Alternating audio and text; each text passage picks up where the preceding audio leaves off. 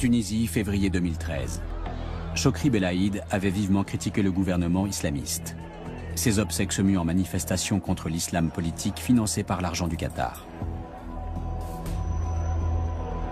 Libye, septembre 2012. Des extrémistes attaquent le consulat américain à Benghazi. L'attentat coûte la vie à 3 membres du personnel et à l'ambassadeur Chris Stevens. C'était pourtant les forces aériennes des États-Unis et d'autres pays occidentaux qui avaient arrêté les troupes de Kadhafi devant Benghazi.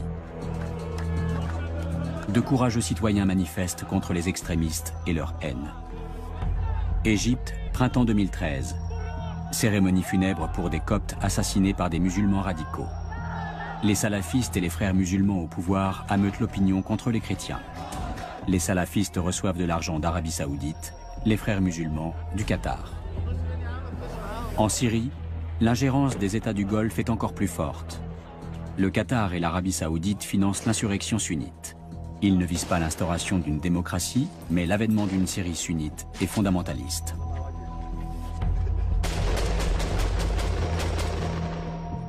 Le Qatar et l'Arabie Saoudite ont largement contribué à étouffer les aspirations démocratiques des pays du printemps arabe. Les révolutions restent inachevées, et elles peuvent même échouer comme en Syrie. Le Qatar et l'Arabie Saoudite s'y emploient activement. Leur but est de créer un axe de gouvernement prônant un islam radical pour empêcher qu'une étincelle de liberté gagne les monarchies du Golfe.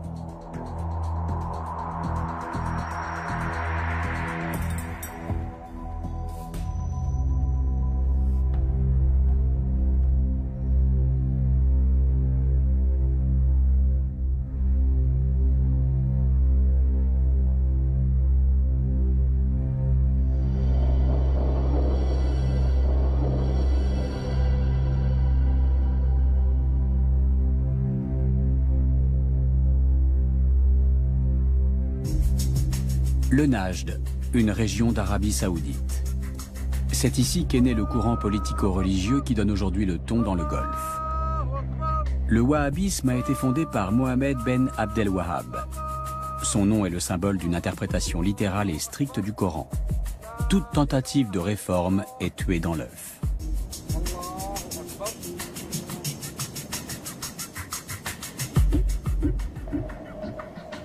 En 1932, Abdelaziz al-Saoud, associé aux Wahhabites, réunit plusieurs royaumes pour créer l'Arabie Saoudite. Le prix de cette alliance est un lien indissoluble entre religion et politique. Les Wahhabites, ou salafistes, comme on les appelle également, dominent la politique saoudienne intérieure et extérieure. Grâce au deuxième plus grand gisement de pétrole brut mondial, les villages de briques crues sont devenus des cités high-tech, et les nomades des millionnaires. Seule la religion n'a pas évolué. L'Arabie Saoudite n'exporte pas seulement du pétrole, mais aussi son idéologie islamiste. Ici, la modernité n'est qu'une façade. La société est conservatrice et réglementée à l'extrême. Hommes et femmes sont strictement séparés. Le cinéma et le théâtre sont interdits. La musique profane est condamnée. L'art censuré. Des sommes considérables quittent l'Arabie Saoudite en direction des pays du printemps arabe. Des hommes d'affaires soutiennent les mouvements islamistes et leurs branches terroristes de la Tunisie jusqu'en Syrie. La Maison royale finance l'opposition syrienne, mais s'immisce ailleurs en faveur des systèmes autoritaires. Car le but n'est pas de promouvoir la démocratie. Pour les États du Golfe, le fait que l'Égypte, la Tunisie, la Libye et peut-être bientôt la Syrie renversent leur régime constitue une menace. Ils ont peur qu'il se produise la même chose chez eux. En aidant les sociétés arabes à s'islamiser, ils se rendent service à eux-mêmes. Ils peuvent ainsi préserver et consolider leurs intérêts dans la région. Car l'islamisation est synonyme d'extension de la sphère d'influence saoudienne.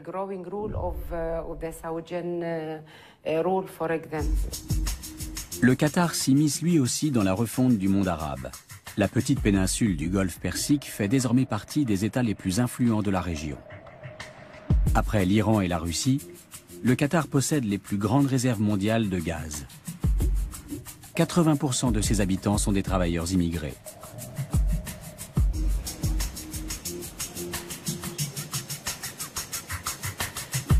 Le Qatar est régi par une interprétation stricte de l'islam.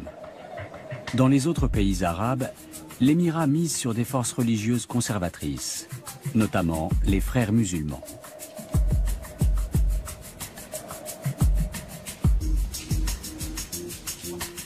Le cheikh Hamad Ben Khalifa Al Thani est le père de l'émir actuel. Grâce à lui, le Qatar est passé en 20 ans du statut de simple figurant politique à celui d'acteur principal de la région. C'est au Caire que se trouve le siège de la Ligue arabe, mais c'est à Doha, la capitale du Qatar, que sont organisés ces sommets. Le Qatar profite de la situation confuse de l'Égypte pour se mettre en avant.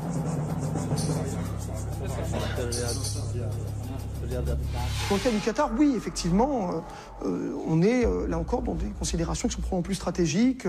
Les Qataris ont choisi de soutenir un certain nombre de forces politiques. Les frères musulmans sont la première, il y en a d'autres. Là aussi, parce qu'effectivement, ils considèrent que, là je l'ai dit, ce sont ceux qui vont devenir les vainqueurs et que, évidemment, ça leur donne une influence sur la nouvelle configuration géopolitique qui va émerger.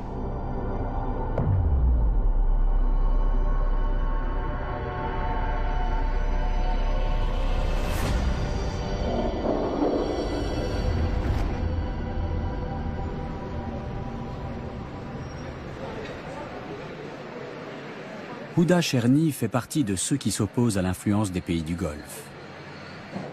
Elle est conseillère juridique d'une grande compagnie maritime, mère de famille, militante des droits des femmes, syndicaliste et soutien de la première heure de la Révolution. J'aime beaucoup cet endroit. J'y ai vécu tant de belles choses.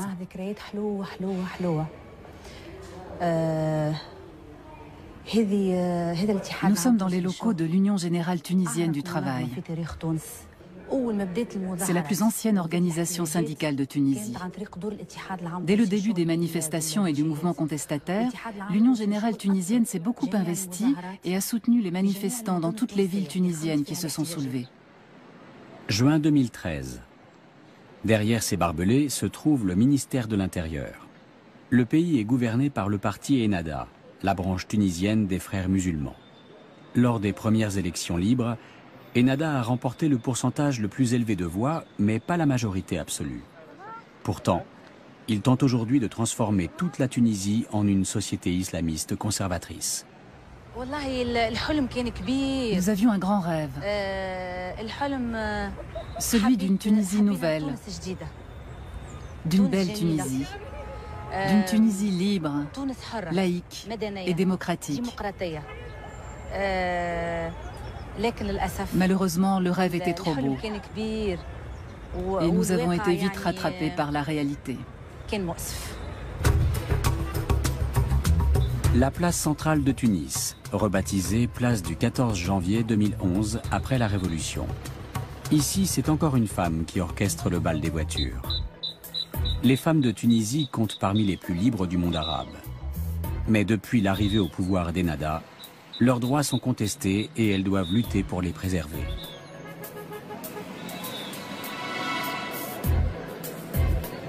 Le soir, sur l'avenue Bourguiba. Dans les salons de thé fréquentés par la gauche et les intellectuels, on évoque toujours les mêmes sujets, les islamistes et leurs opinions réactionnaires.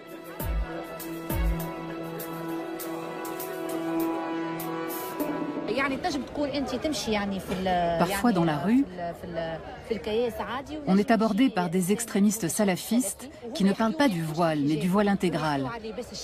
Si possible avec niqab et vêtements amples. Il ne s'agit pas d'un voile islamique, mais d'un voile wahhabite. C'est ce courant wahhabite qui nous vient des pays du Golfe comme l'Arabie saoudite et le Qatar qui constitue une menace. Le meurtre de Chokri Belaïd, le 6 février dernier, a marqué un tournant pour tous les opposants aux islamistes. Il a été élevé au rang de martyr, et sa veuve est considérée comme une héroïne nationale. En juin, l'Association tunisienne des femmes démocrates a réuni des signatures pour exiger que le meurtre soit élucidé. Des dizaines de milliers de cartes postales sont arrivées au ministère de l'Intérieur. La même question inscrite sur chacune d'entre elles. Qui a tué Chokri Belaïd? L'attentat a attisé la méfiance à l'égard du gouvernement islamiste et entraîné l'union des partis d'opposition. L'assassinat de Chokri Belaïd a suscité beaucoup de colère et de critiques virulentes. Les citoyens tunisiens ont violemment condamné cet acte.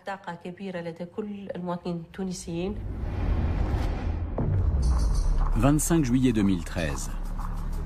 Mohamed Brahmi, un opposant politique, est tué en pleine rue. Dès le lendemain, le ministère de l'Intérieur annonce que l'arme du crime est la même que celle qui a tué Chokri Belaïd. On accuse les salafistes. La colère des proches du défunt ne vise pas seulement les meurtriers, mais aussi le parti au pouvoir. Le jour même, les manifestants se massent devant le ministère de l'Intérieur pour réclamer la chute du système. Depuis ce meurtre, l'opposition tunisienne a repris confiance en elle.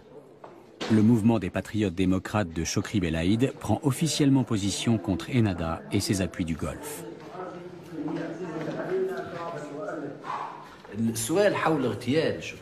Parmi les questions que soulève l'assassinat de Chokri Belaïd, on peut se demander à qui profite ce crime. À l'époque, Chokri était sur le point de réaliser deux choses importantes en Tunisie. Faire éclater au grand jour des politiques, des choix et des alliances, et rassembler le plus grand nombre de Tunisiens contre ces politiques, ces choix et ces alliances. Lors du premier anniversaire de la révolution tunisienne, l'émir du Qatar était l'invité d'honneur de Tunis. Il avait qualifié les changements survenus dans les États arabes de chance historique. Ils allaient enfin pouvoir réaliser leur unité à l'image de l'Union européenne.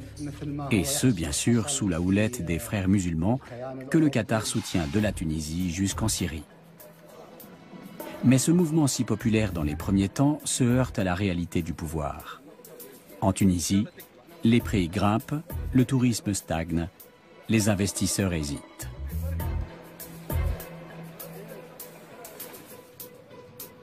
En revanche, l'islam radical prospère. Des imams venus du Golfe prêchent dans nombre de mosquées tunisiennes. Les équipes de tournage y sont ouvertement menacées. C'est dans les quartiers pauvres du pays que les salafistes recrutent des combattants pour le djihad en Syrie.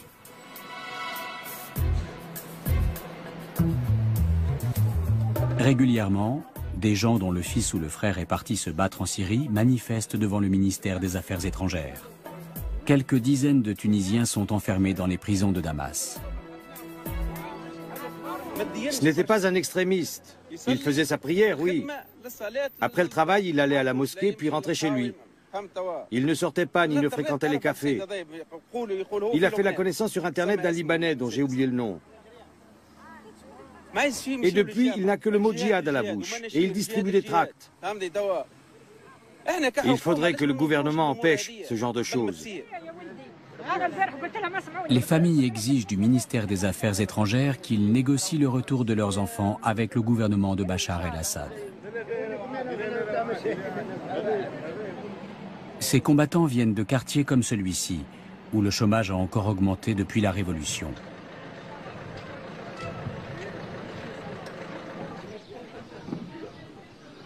Zaleh Badrouchi s'occupe bénévolement des parents de ces combattants. Il nous conduit chez la mère de l'un d'entre eux. Son fils unique croupit depuis 6 mois dans une prison syrienne. Depuis son départ, cette veuve n'a pratiquement plus de revenus.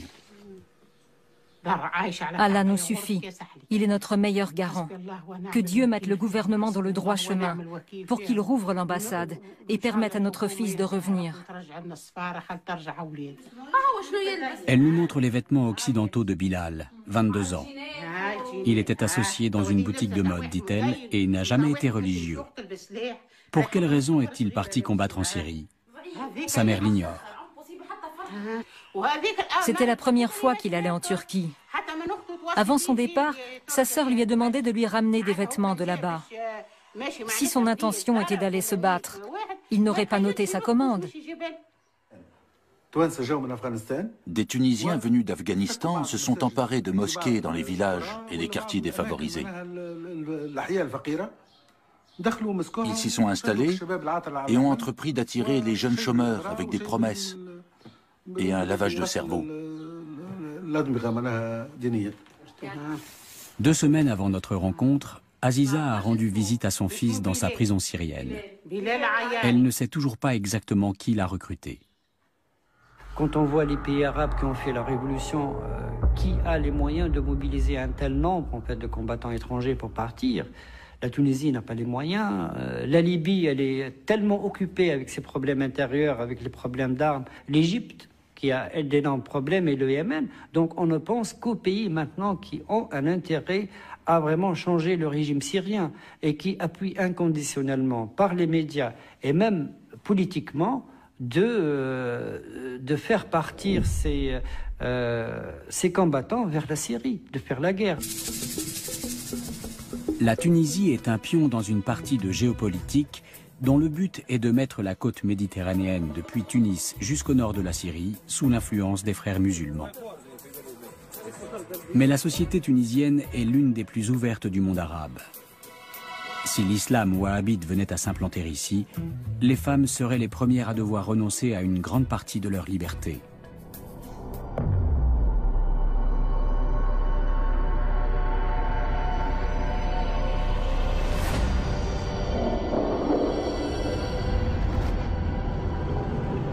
À Benghazi, il n'est pas courant de voir une femme au volant. La Libye est profondément religieuse et conservatrice. Ici, le printemps arabe a rompu avec les traditions religieuses. Ce n'est pas du goût des islamistes qui convoitent le pouvoir.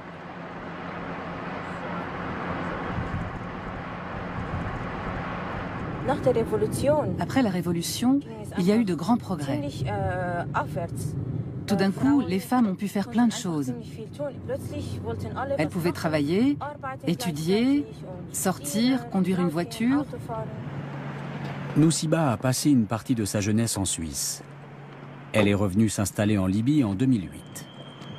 Non seulement les femmes conduisent, mais elles ont pris des habitudes qui ne plaisent pas aux islamistes. Nousiba retrouve son amie Atika. Elles sont toutes deux militantes politiques. Elles se battent pour l'égalité des droits entre hommes et femmes et scrutent les activités des islamistes. Pour elles, la majorité des Libyens n'est pas réceptive à un islam politique radical. Le peuple libyen est très croyant. Il n'a pas envie qu'on vienne lui dire ce qu'il a le droit de faire ou non selon le Coran. Parce que les Libyens sont tous de bons musulmans et ils connaissent bien le Coran.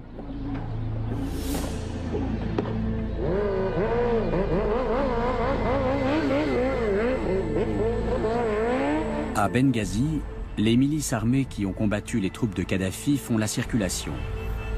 Dans le pays, elles disposent d'un pouvoir considérable.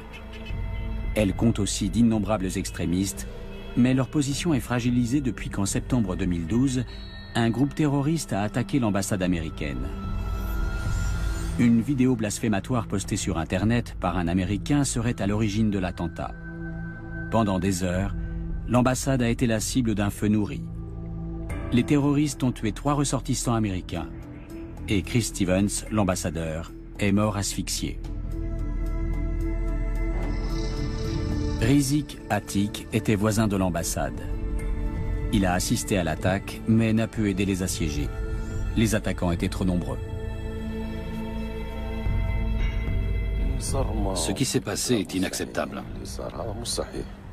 Nous avons été attristés par ce qui est arrivé, surtout pour l'ambassadeur. Il a été là pendant la Révolution. Il a vécu avec nous, avec le peuple. Cet attentat a marqué un tournant.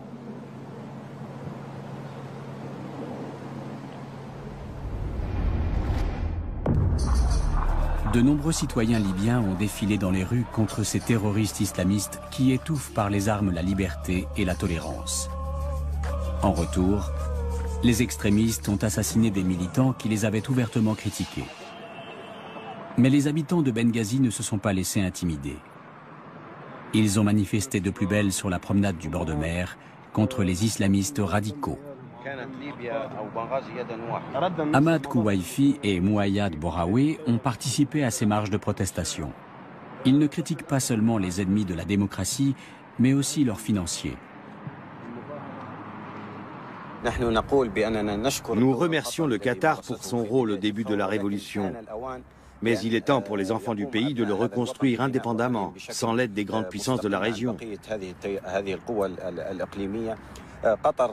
Nous sommes pour le maintien des relations avec le Qatar, mais nous refusons catégoriquement son soutien aux divers courants politiques.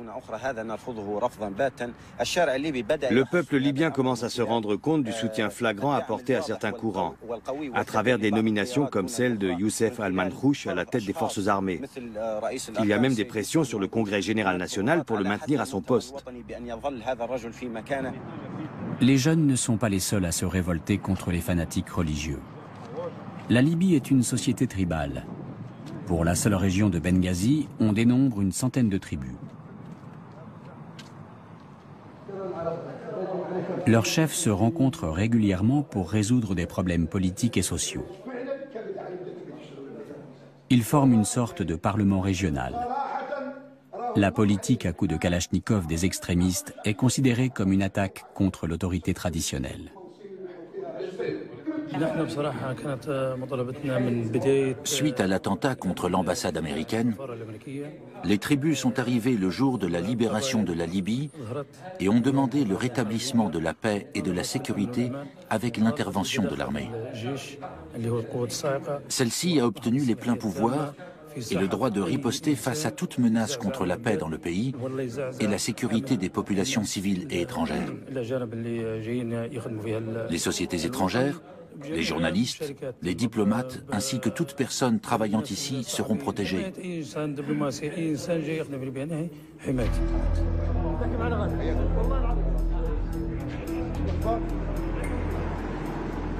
Souleyman Al-Qahtani se rend chez un ami à Benghazi.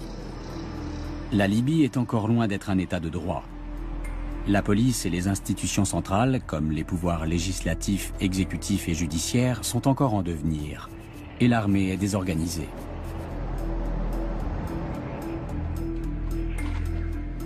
Les structures tribales pourraient combler ce vide politique. Leur tradition d'apaisement permet souvent d'éviter le pire. Compte tenu de la grande quantité d'armes qui circulent dans le pays, les incidents sont étonnamment rares. Là encore, c'est grâce aux tribus. Elles observent les faits et gestes des groupuscules d'activistes politiques qui se réclament de la religion, car elles connaissent leur capacité à diviser la société et leur intention de bâtir une théocratie.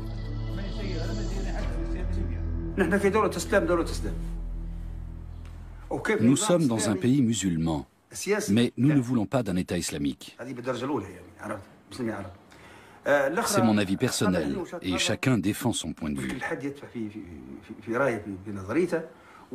Quoi qu'il en soit, en Libye, nous sommes des tribus solidaires, fidèles à nos origines et à nos clans. Quoi qu'il arrive. L'islam n'est pas un facteur de solidarité en Libye. Le nationalisme non plus.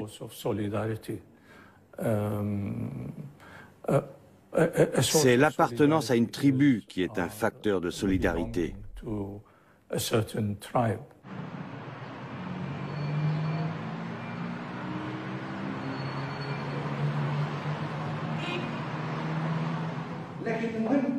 Les représentants d'un islam politique ne sont pas les seuls à avoir une position difficile en Libye.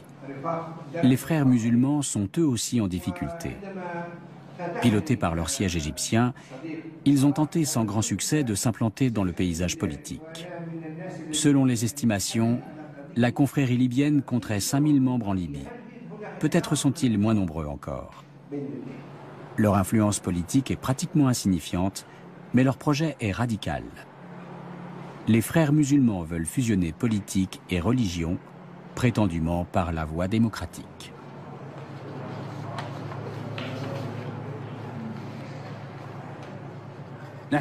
Pour nous, musulmans, la charia régit nos vies. C'est un mode de vie. Dans une société musulmane, les lois ne doivent donc pas aller à son encontre. Nous laissons le choix au peuple. Nous nous sommes prêtés au vote démocratique.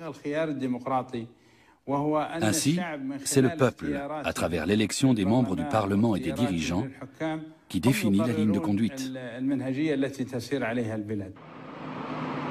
Le Qatar et l'Arabie saoudite tentent ici aussi d'aiguiller le printemps arabe. Pour l'instant, sans succès. Car les Libyens disposent eux-mêmes de vastes gisements de pétrole et ne sont pas dépendants de l'argent des pays du Golfe. La Libye produit 500 000 barils par jour. Un chiffre énorme pour une population de 6 millions d'habitants.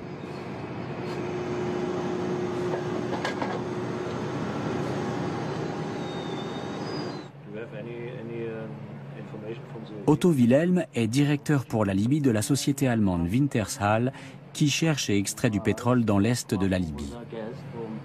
L'ère post-Kadhafi ouvre de grandes perspectives, et pas seulement du point de vue politique. La Libye est un pays encore peu exploré. Le pays a donc un énorme potentiel de découverte. Et grâce à une meilleure organisation de l'extraction, on pourrait encore augmenter le rendement. Il y a beaucoup d'avenir dans le pétrole ici. Il en va différemment des voisins de la Libye. Le Qatar et l'Arabie saoudite manipulent la vie politique tunisienne et égyptienne à coups de pétrodollars. L'Égypte est le pays arabe le plus peuplé. Avec son importance géostratégique majeure, c'est une cible capitale.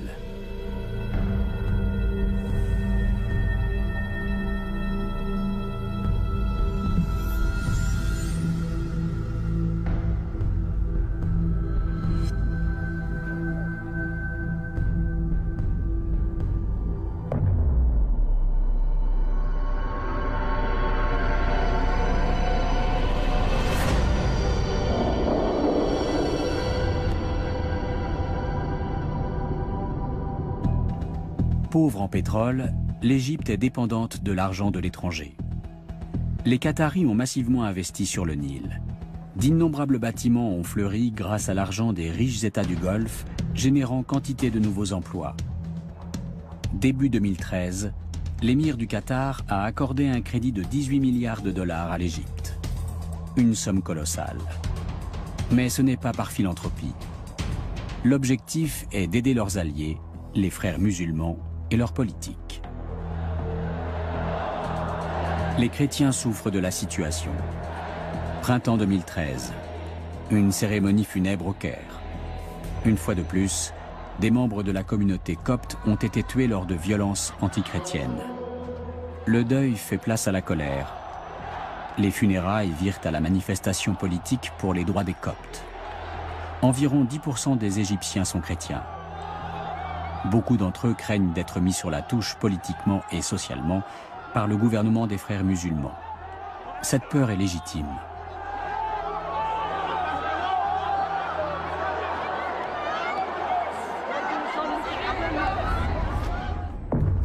En 2012, chrétiens, défenseurs des droits civiques et féministes quittent l'Assemblée constituante en signe de protestation. Ils sont aussitôt remplacés par des membres du Parti des frères musulmans. Une constitution à tendance fortement islamiste est rédigée en un temps record. Très largement contestée, cette nouvelle constitution est approuvée par seulement 21% des électeurs. Quand Mohamed Morsi devient président en juin 2012, il déclare vouloir défendre la liberté, la démocratie et les droits des minorités. Mais il ne tient pas parole. Le jour de l'intronisation de l'évêque Tabadros, alias Théodore II, patriarche des Coptes orthodoxes, Mohamed Morsi est absent. Un cruel manque de respect à l'égard des chrétiens qui vivent en Égypte depuis près de 2 millénaires. Le mépris évident du président à l'égard du nouveau pape n'est pas sans conséquence. Pour les extrémistes, il légitime la persécution des chrétiens. La moindre altercation suffit souvent à déclencher des affrontements mortels, comme celui survenu au printemps dernier à El Ksoussous, une localité de la banlieue nord du Caire. Des magasins tenus par des coptes sont saccagés, des maisons incendiées. 6 chrétiens et un musulman y laissent la vie. Atef Abdedrabo a assisté à ce déchaînement de violence qui n'était pas un combat de rue comme il y en a tant. Cette fois, le conflit prenait la tournure d'un pogrom. Vers 22 h, un gigantesque incendie s'est déclaré, créant des mouvements de panique. Tout le monde criait au feu. Je suis sorti au milieu de la foule et j'ai vu qu'une grande partie de la rue était en feu et que la maison de Farouk Awad avait brûlé. On jetait le mobilier brûlé par les fenêtres. Ces pères de famille coptes craignent pour leurs femmes et leurs enfants. Dans de nombreux quartiers du Caire, chrétiens et musulmans cohabitent paisiblement. Toutefois, cette paix intercommunautaire est menacée par le projet d'islamisation des frères musulmans. Mais elle n'est pas encore perdue. Beaucoup de musulmans considèrent le fondamentalisme islamique comme contraire à l'islam. Ce qui me fait peur, c'est qu'on a toujours vécu ensemble, chrétiens et musulmans. Nous n'avions jamais connu ça. Nous avons la chance en Égypte d'avoir une nation composée de 2 religions, chrétienne et musulmane. Nous avons toujours partagé nos repas et nos sorties. Tout ce qui nous différencie, c'est ce que Dieu nous interdit. C'est la seule différence. Aujourd'hui, vous avez les frères musulmans et les politiques qui se disputent le pouvoir. Et pendant ce temps, le peuple meurt de faim. On va finir par s'entretuer. Le peuple va se venger des frères musulmans et de l'opposition. Il n'épargnera personne. Nous sommes à bout.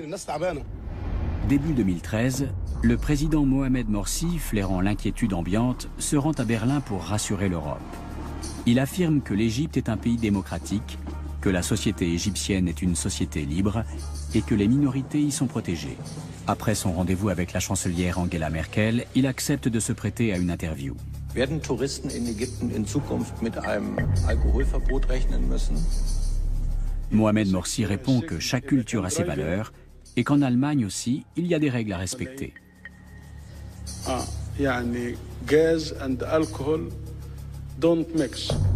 Traduction, pas d'alcool au volant. Le président égyptien compare l'interdiction religieuse à une règle de sécurité routière. Le public berlinois reste bouche bée, puis décide tout de même d'applaudir poliment. En Égypte, on ne se gêne pas pour tourner les propos de Mohamed Morsi en dérision. Ses apparitions télévisées alimentent la satire. Bassem Youssef s'en donne à cœur joie dans son émission.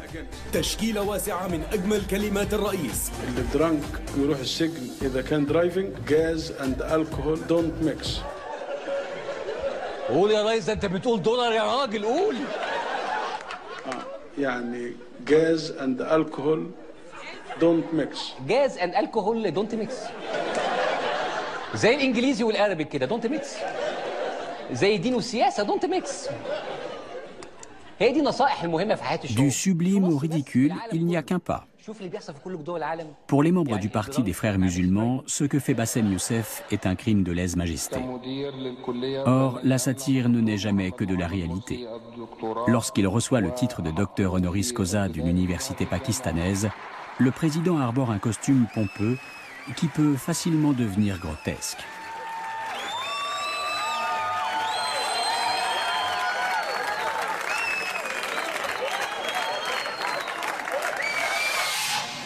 Lamis El Hadidi, une collègue de Bassem Youssef qui travaille comme lui pour la chaîne de télévision CBC, reçoit régulièrement des menaces de mort des islamistes radicaux. C'est une femme sûre d'elle, une féministe engagée et une journaliste qui pose des questions qui dérangent. La société est composée pour moitié de femmes.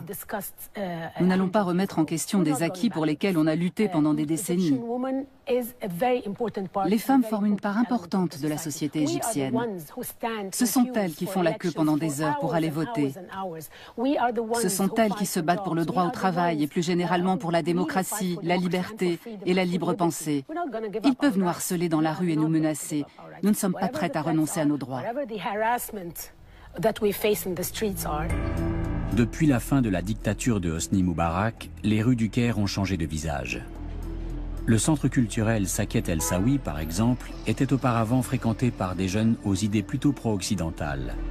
Aujourd'hui, il est investi par des salafistes.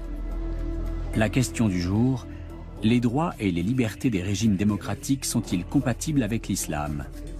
Les droits des femmes constituent bien sûr l'un des points importants du débat. Un homme peut-il battre sa femme? Réponse: il ne doit pas la maltraiter, mais certains coups sont permis.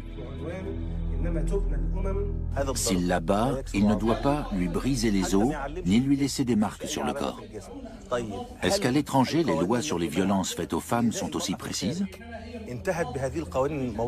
Bien sûr que non. Les salafistes excluent tous ceux qui ne partagent pas leur interprétation de l'islam. C'est précisément ce qu'il y a de plus profondément antidémocratique dans leurs convictions politiques.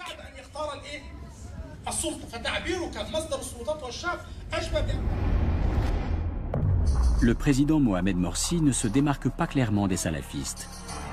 Cet été, lors d'une rencontre réunissant les diverses tendances politiques, il a laissé un prédicateur tenir des propos haineux et même proférer des menaces contre les chiites sans intervenir. Or, les attaques verbales sont souvent suivies de faits. Le moindre prétexte est bon pour passer à l'acte. Parfois, une simple rumeur suffit. Un jour, des voisins malveillants font incursion dans une maison où des chiites se réunissent pour prier. Un autre jour, 4 chiites se font tuer dans la rue, victimes d'un accès de folie meurtrière.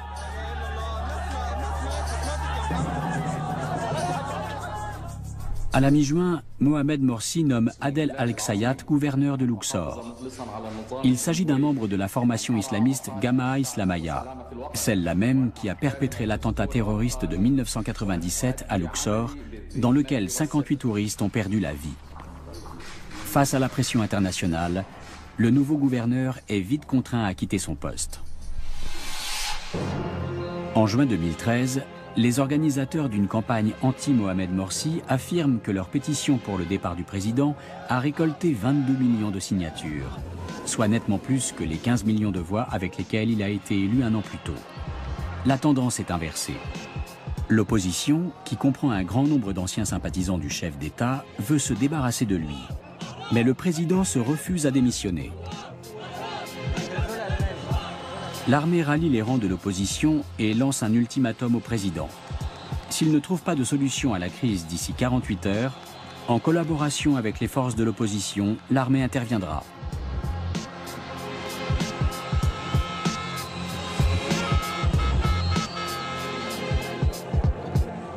Mais Mohamed Morsi persiste et signe. Il a été élu et est donc le chef d'État légitime. Il se fait même menaçant. Mais aussi arrogant soit-il, ses propositions sont insuffisantes. Ils n'ont rien à proposer. Ils ne gèrent rien. Ils sont incapables d'avoir une vision globale puisqu'ils refusent de collaborer avec qui que ce soit.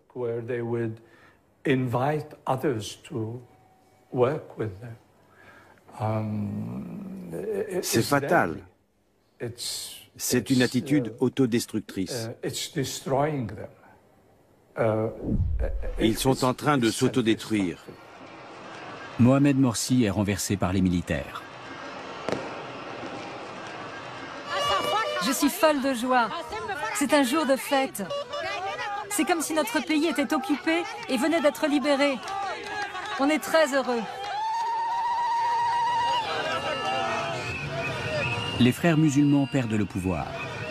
Et leur plus grand allié et créancier, le Qatar, perd lui aussi beaucoup de son influence politique en Égypte.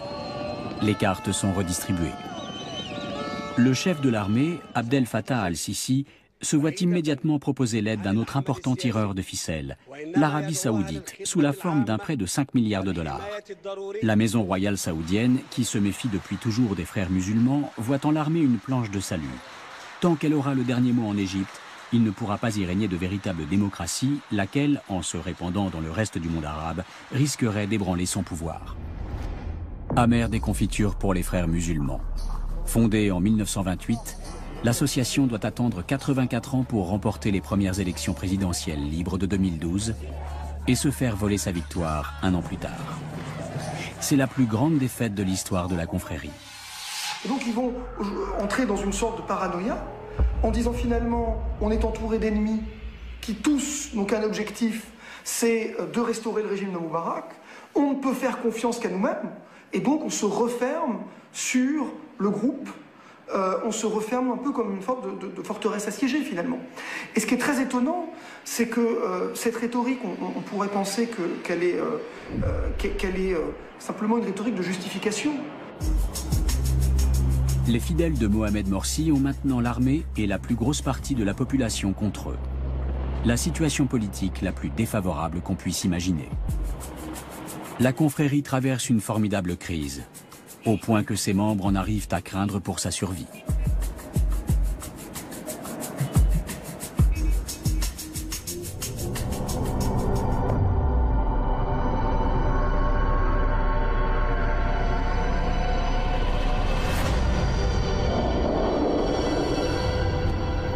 Gaza. Il n'y a guère de ville au monde où autant de personnes sont concentrées dans un espace aussi restreint. Depuis 2007, le Hamas règne ici en maître. C'est à cause de l'islamisme forcené de cette branche palestinienne des frères musulmans que la bande de Gaza fait l'objet d'un blocus international. Elle ne peut plus exporter, et ne pouvant apporter que de façon extrêmement limitée, elle fait venir la plupart des marchandises d'Égypte par des tunnels de contrebande. Les camps de réfugiés n'ont toujours pas disparu de Gaza. C'est dans des quartiers surpeuplés comme celui-ci que s'entassent tous ceux qui ont fui des lieux aujourd'hui situés sur le territoire d'Israël. Le chômage sévit encore plus ici que dans les villes. Les 1,7 million d'habitants de la bande de Gaza ne survivent que grâce aux aides de la communauté internationale.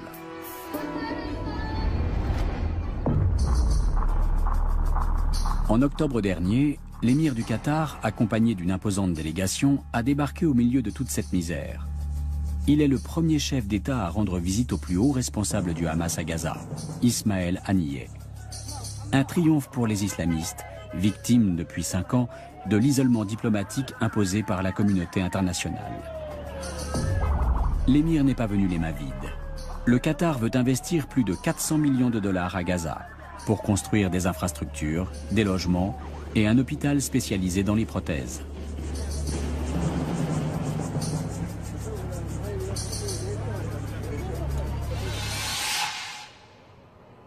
Contrairement aux autres investisseurs potentiels, le Qatar tient promesse. En janvier 2013, l'émirat crée à Gaza un bureau pour la reconstruction de la bande de Gaza. La réfection des infrastructures routières compte parmi les projets les plus importants. À l'issue d'un accord passé avec les frères musulmans égyptiens, avec qui le Hamas travaille en collaboration étroite, de l'asphalte a enfin pu être importé par la frontière sud. Le lien commercial noué avec les fournisseurs égyptiens permet aux entreprises palestiniennes de faire avancer les travaux de rénovation. Mais ça ne dure pas. Depuis la destitution de Mohamed Morsi, la circulation des marchandises est à nouveau bloquée. Non loin de la frontière égyptienne, une véritable ville voit le jour, Hamad City, qui tient son nom de son fondateur, le cheikh Hamad du Qatar. On prépare actuellement le terrain pour la construction de 3700 unités d'habitation, de plusieurs écoles et installations sportives, et bien sûr d'un certain nombre de mosquées. Ce terrain appartient au gouvernement. Les gens qui vivent ici illégalement vont devoir céder la place. Ces mesures sont prises par le ministère de la Construction, donc le Hamas, qui distribue les contrats et coordonne tous les projets de développement dans la bande de Gaza. Projet qui voit le jour grâce aux fonds mis à disposition par le Qatar, le plus gros investisseur du moment.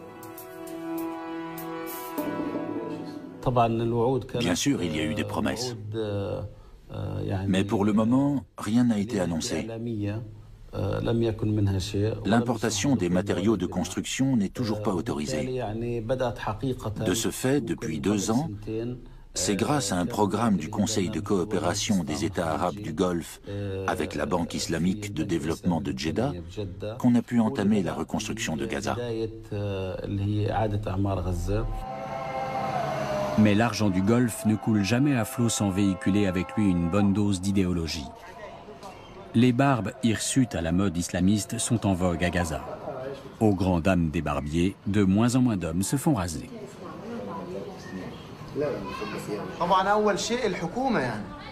C'est d'abord la faute du gouvernement.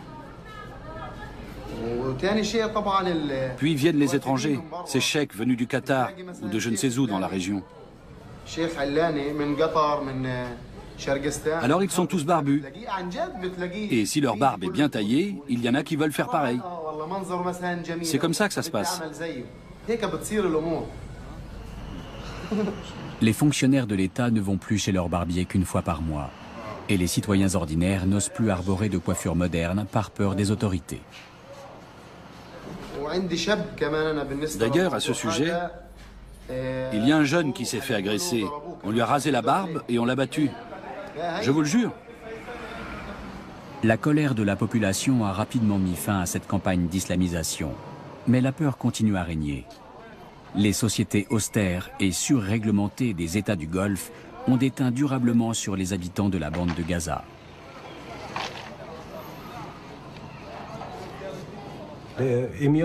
L'émir du Qatar est très conséquent dans son soutien aux frères musulmans. En Palestine, ils sont représentés par le Hamas, l'aile locale de la confrérie. Et à travers sa visite officielle à Gaza et l'appui financier qu'il leur accorde, l'émir a montré très clairement que ce sont eux qu'il soutient en Palestine. Par conséquent, ce sont les frères musulmans et donc le Hamas qui auront le pouvoir ces prochaines années.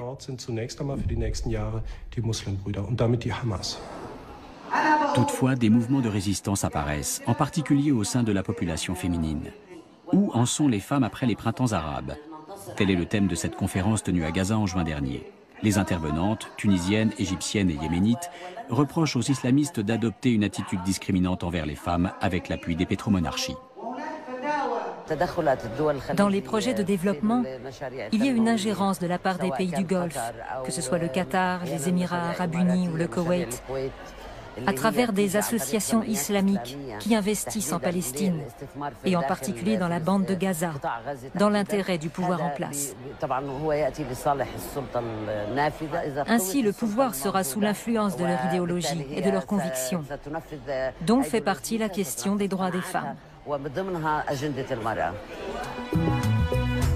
Les femmes ont un niveau d'érudition plus élevé à Gaza qu'en Égypte ou en Libye. Mais ici, elles sont victimes d'un double enfermement, car elles vivent à la fois au sein d'une société très conservatrice et dans un territoire étroitement replié sur lui-même.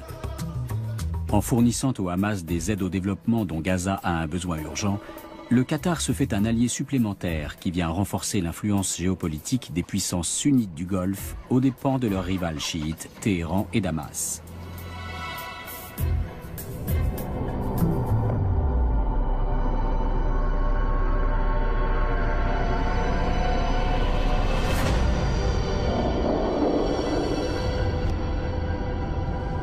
Un checkpoint de la périphérie d'Azaz, une petite ville du nord de la Syrie, en mars 2013.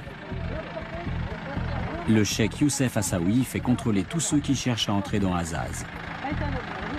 Ce chef religieux sunnite est investi d'attributions policières et de fonctions gouvernementales. Dans le camp des rebelles, religion et politique se fondent sur le champ de bataille qu'est devenu la Syrie. De nombreux militants extrémistes se joignent à l'armée syrienne libre pour combattre les troupes de Bachar el-Assad. Le cheikh Youssef prétend ne pas être radical, mais quand on lui demande s'il sympathise avec le front djihadiste Al-Nosra, il répond de façon pour le moins évasive.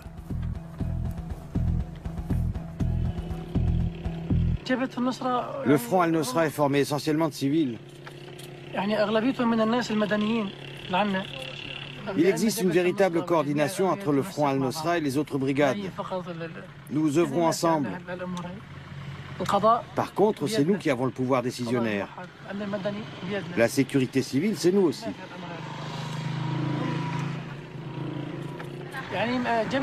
Le front Al-Nosra est une brigade comme une autre, ils n'ont ni pouvoir ni armée. Mais si nous avons besoin de soutien, ils seront présents à l'appel.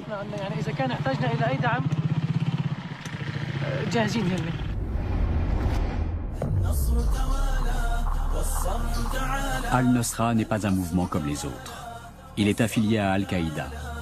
Ses chefs ont combattu en Irak aux côtés du terroriste Abu Musab al-Zarqawi, connu pour être un tueur sanguinaire. Al-Nosra est donc un front extrêmement brutal qui considère tout individu non sunnite comme un ennemi. 5000 terroristes fanatiques obéissant à une discipline de fer luttent contre les troupes de Bachar el-Assad et contre l'établissement d'une démocratie. car l'objectif d'Al-Nosra est de fonder un califat islamiste. Le gouvernement alaouite y voit une raison suffisante pour bombarder villes, villages et nombre de civils dans la foulée.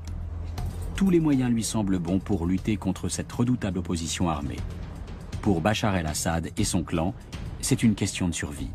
En revanche, aux yeux du droit international, de tels massacres sont absolument injustifiés.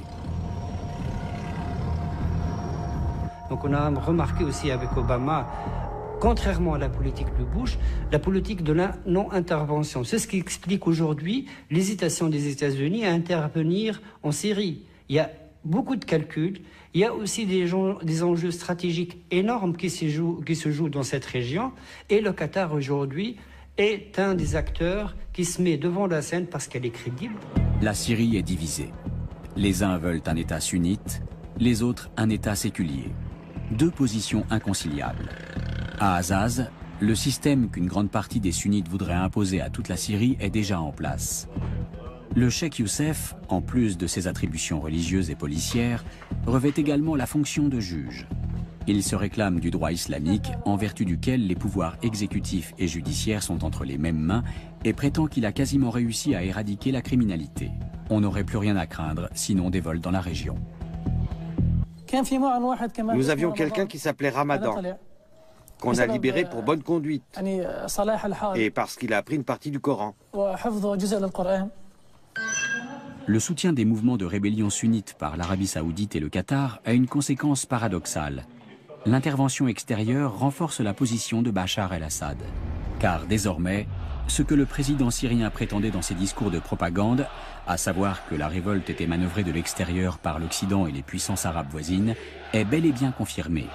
Et les chrétiens comme les alaouites, les laïcs, les socialistes et les libéraux redoutent une dictature religieuse.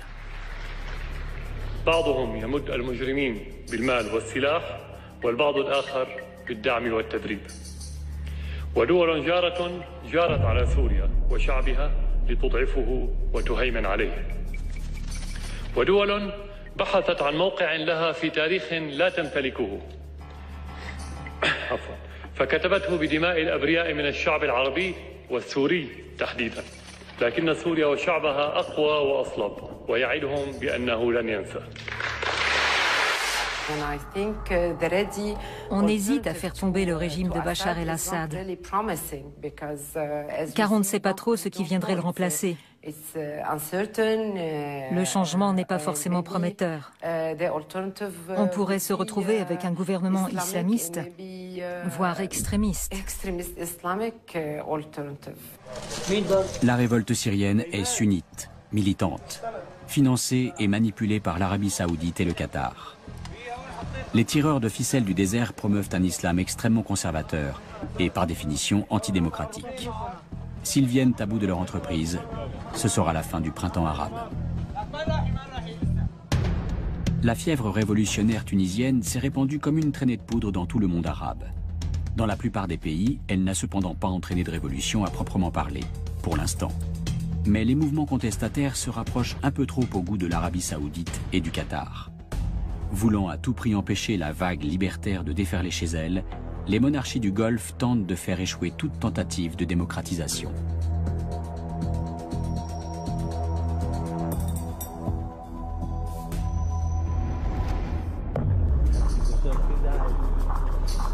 En juin 2013, l'émir du Qatar transmet les rênes du pouvoir à son fils.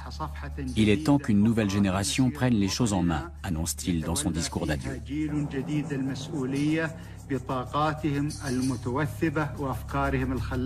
Un geste plutôt surprenant de la part d'un homme qui a activement contribué à la destitution d'autres chefs d'État arabes. Mais l'étonnement est de courte durée. Le nouvel émir, Tamim Ben Hamad, poursuit ni plus ni moins la politique de son père. Ce transfert de pouvoir est bien sûr filmé par les caméras d'Al Jazeera. Cette chaîne d'information qatari est l'un des plus importants médias d'information du monde arabe et un instrument de propagande directe de l'émir. Car Al Jazeera ne se pose pas en simple observateur du printemps arabe. Elle prend clairement position. Un certain nombre de journalistes démissionnent en signe de protestation. C'est le cas d'Aksam Suleiman, le correspondant d'Al Jazeera à Berlin.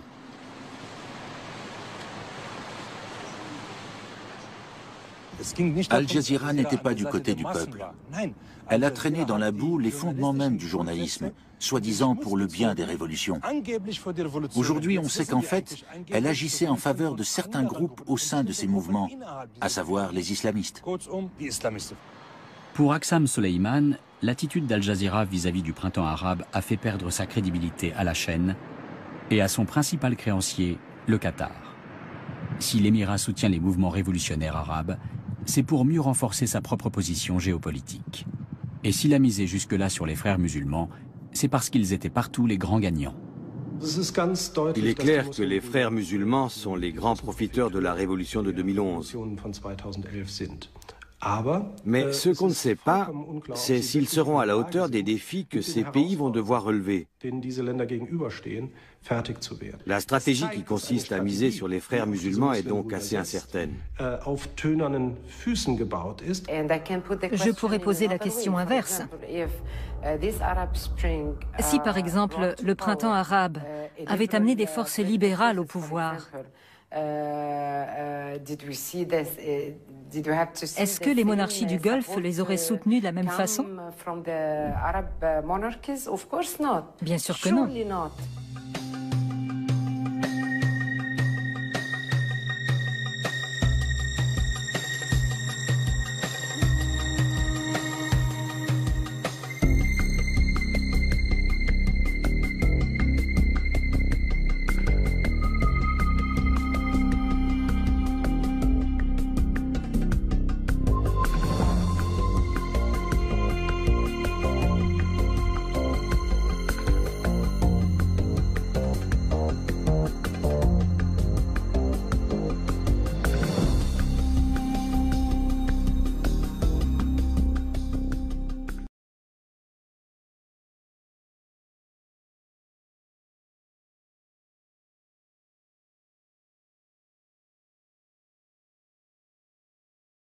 Islamistes et leurs opinions réactionnaires.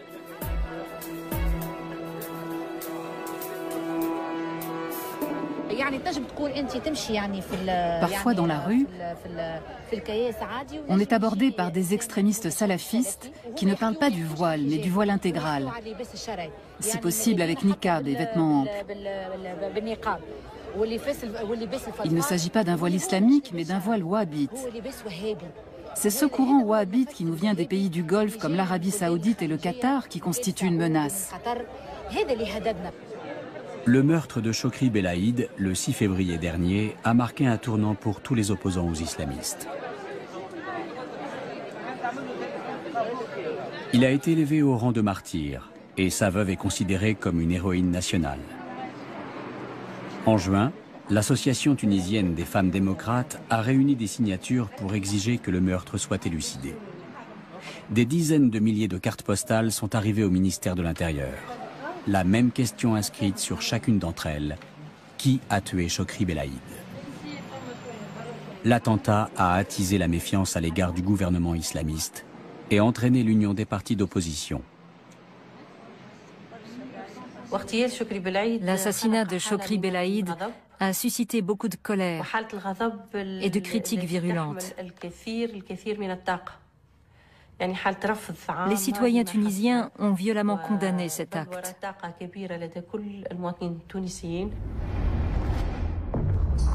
« 25 juillet 2013. Mohamed Brahmi, un opposant politique, est tué en pleine rue. Dès le lendemain, le ministère de l'Intérieur annonce que l'arme du crime est la même que celle qui a tué Chokri Belaïd. On accuse les salafistes. La colère des proches du défunt ne vise pas seulement les meurtriers, mais aussi le parti au pouvoir. Le jour même, les manifestants se massent devant le ministère de l'Intérieur pour réclamer la chute du système. Depuis ce meurtre, l'opposition tunisienne a repris confiance. Car l'islamisation est synonyme d'extension de la sphère d'influence saoudienne.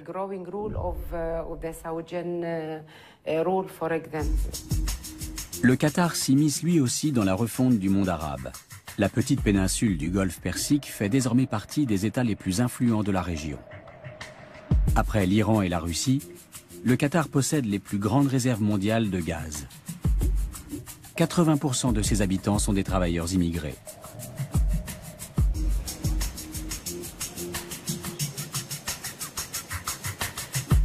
Le Qatar est régi par une interprétation stricte de l'islam.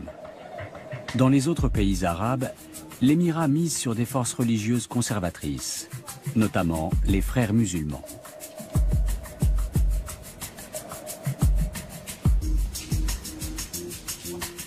Le cheikh Hamad Ben Khalifa Al Thani est le père de l'émir actuel. Grâce à lui, le Qatar est passé en 20 ans du statut de simple figurant politique à celui d'acteur principal de la région. C'est au Caire que se trouve le siège de la Ligue arabe, mais c'est à Doha, la capitale du Qatar, que sont organisés ces sommets. Le Qatar profite de la situation confuse de l'Égypte pour se mettre en avant.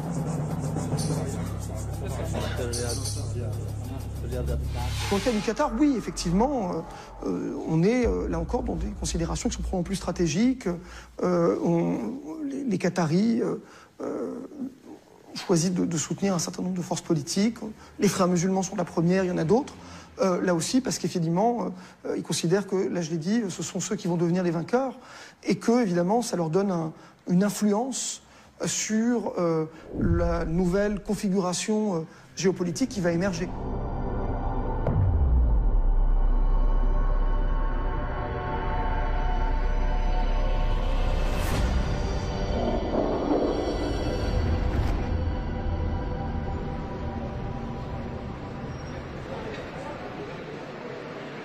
Houda Cherni fait partie de ceux qui s'opposent à l'influence des pays du Golfe. Elle est conseillère juridique d'une grande compagnie maritime, mère de famille, militante des droits des femmes, syndicaliste et soutient de la première heure de la Révolution. J'aime beaucoup cet endroit. J'y ai vécu tant de belles choses.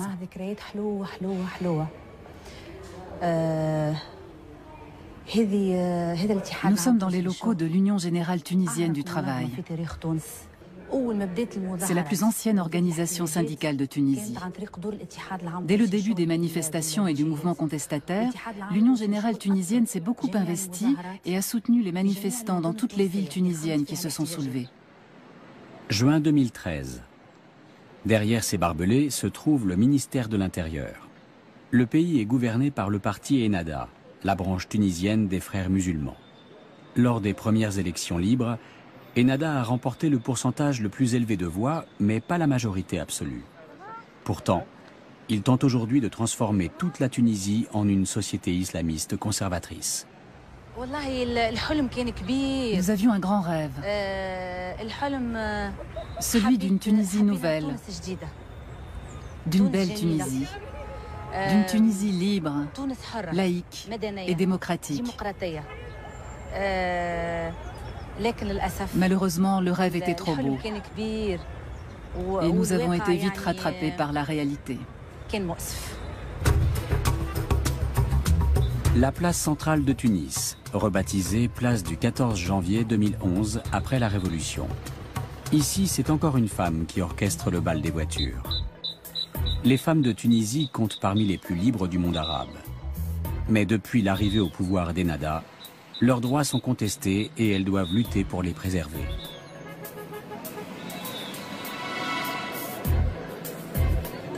Le soir, sur l'avenue Bourguiba.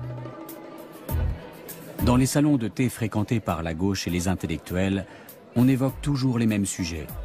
Les ici qu'est né le courant politico-religieux qui donne aujourd'hui le ton dans le Golfe. Le wahhabisme a été fondé par Mohamed Ben Abdel Wahhab. Son nom est le symbole d'une interprétation littérale et stricte du Coran. Toute tentative de réforme est tuée dans l'œuf.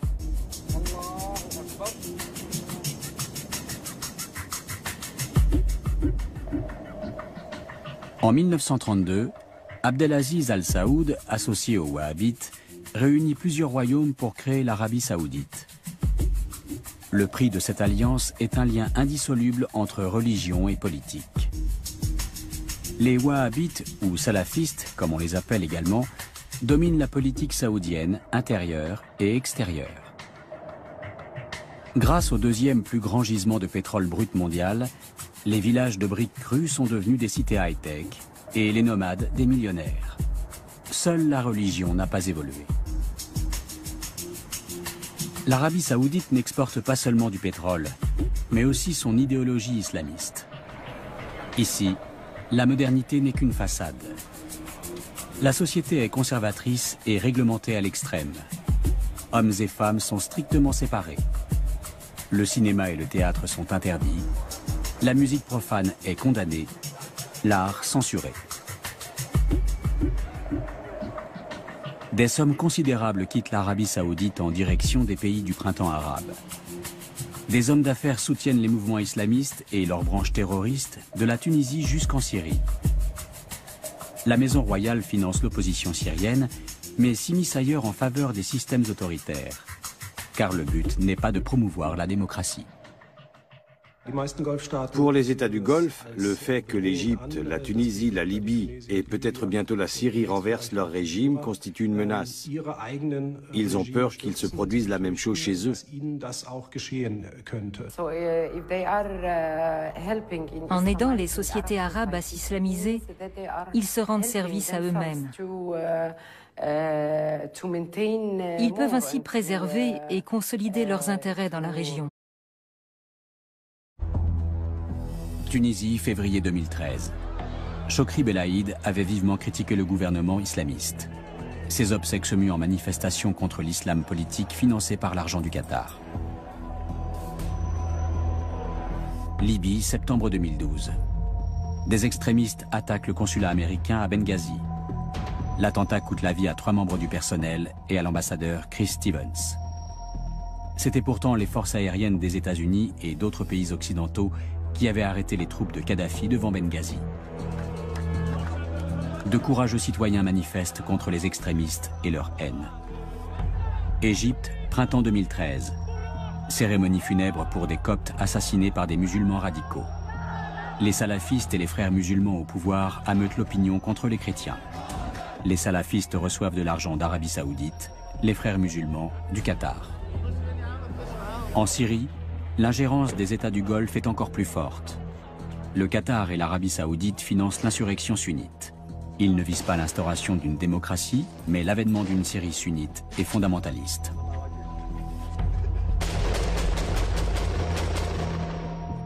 Le Qatar et l'Arabie saoudite ont largement contribué à étouffer les aspirations démocratiques des pays du printemps arabe. Les révolutions restent inachevées, et elles peuvent même échouer comme en Syrie. Le Qatar et l'Arabie saoudite s'y emploient activement. Leur but est de créer un axe de gouvernement prônant un islam radical pour empêcher qu'une étincelle de liberté gagne les monarchies du Golfe.